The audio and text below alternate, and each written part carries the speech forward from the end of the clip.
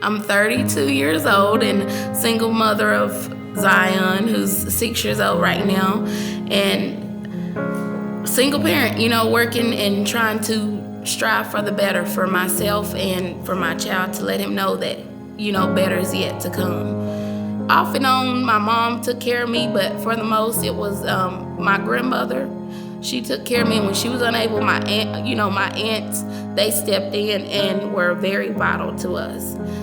It was good, We didn't have what most people say it takes to have a good life, but we had that love there, and at the end of the day, that's all that matters. With me having my mom in and out of my life, it made me to where I don't want him to have to experience that. At that center, they don't expect them to settle for less. They constantly encourage them to strive to do better. I know he's okay. I know he's getting the discipline if he needs it. I know he's getting the encouragement. I know he's getting fed. And just knowing that I can stay at work and the center will come and pick him up from school and take care of him, even give him the snacks. So I know he's not gonna be hungry either. It would be rough if we didn't have it there, because I would struggle, every day. At the end of the day, we feel like you give it your all, but sometimes it feel like it's still not enough. So you just have to keep going. Financially, it's been a blessing.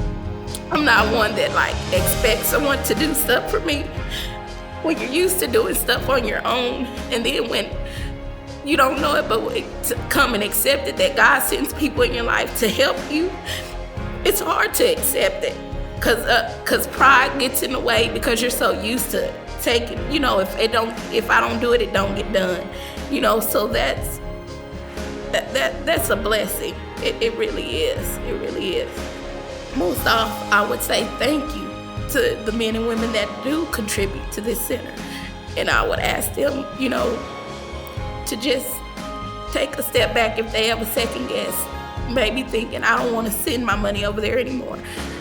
Just think of the many children that might not be able to attend anymore. I'm just thankful, that's it, for the help of the center. And I'm just thankful. Danielle has taught me that you never forget who loved you. When you're a child, you just don't forget who loved you. Sometimes there's just not enough love. However, you choose to rise above that, and you have to respect that person immensely. She chose to work and not be on government assistance, and that's hard to do that on your own when you don't have that foundation of family to help you. So I have this incredible respect for her. She's only one family, but you think about those 120 kids who are at the center and what their families go through. So many of those families are single parents, mom or dad, that don't have that foundation, don't have those other people surrounding them, and loving them. Every child from any part of the world has a dream. And we are in the dream nurturing business.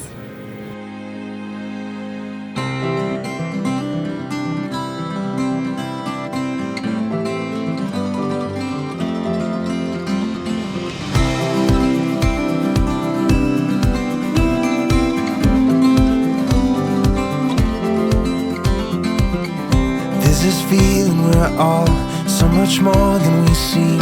They can box us up in walls, but that don't change anything.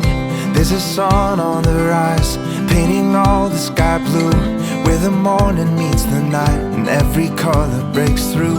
We learn how to fly through the fall, learn how to fight through it all. We can see the world getting smaller as we rise up, learn how to give what we take, learn how to bend but not break, to give it all, not play it safe every day, like it'll be our last alive. We're the way back to the stars. We are the dreamers, we are the dreamers. We're the fire that lights up the dark.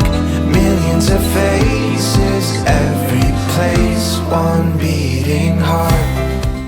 Every child has a dream, regardless of where they live, who their parents are, what school they go to, they all have a dream. Every one of them.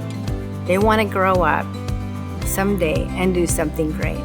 They want to be doctors and lawyers and musicians and artists and dancers, and it's up to us as a village to deposit as much as we can into that child so that they can fulfill that dream.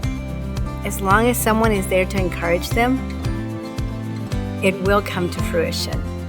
And we are that encourager, okay? We're the way back to the stars. We are the dreamers, we are the dreamers. We're the fire that lights up the dark. Millions of faces, every place, one beating heart. People are important. These children have value. They're innocent, and they deserve the best because they are not in charge of their circumstances. We are. Every child is important. Every life has value. They're right there in front of us, and they're saying, help me.